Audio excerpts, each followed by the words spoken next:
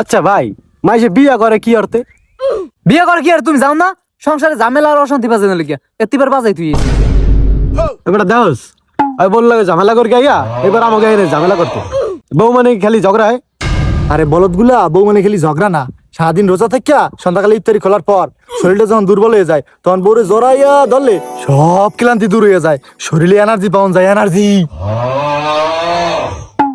ও বেড়া রোজা খোলার পর এলে গিয়ে আমাকে শরীরে ক্লান্তি দূর হয় না।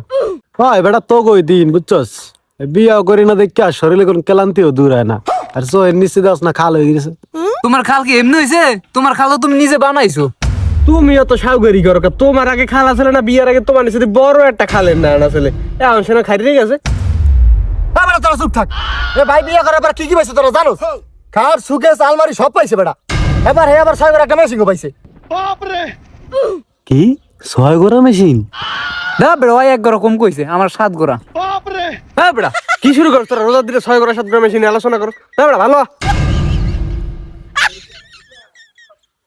হয় বেটা আমার এই কথাটা কওয়া উচিত হয় নাই। আমি খালি ভাই খাট সুকেসের কথা কইছি, তোর আবার মেশিন লে বাড়াবাড়ি করস কি লিগা? যাই হোক মেশিন মুশিন আন বাদ দে। তোর ভাবির লাগে তো ঝগড়া করে এসি আমি দুপুর বেলা খিদে লাগছে কি খাওয়া যায় লদি ক।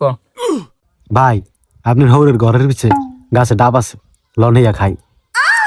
হ ভাই ল ডাবো খামু হানে, আর সোডা ঠালি আছেন এটা কুক দিমু হানে, এটা তো আমি পছন্দ করি, তোর তো কইলাম। দা বেটা তোর আমার হৌরের কাছে ডাব খাইছিস আবার হালের দিকে চৌকো দাস তোগুলো থাকুনি না।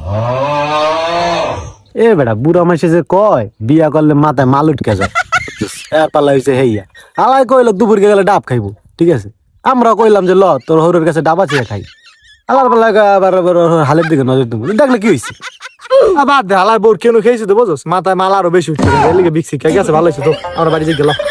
ওই যে কথার কথা কয় না, অল্প বয়সে পাকিলে বাল দুঃখ থাকে চিরকাল। হালার পালা হয়েছে হেইয়া ওঠ।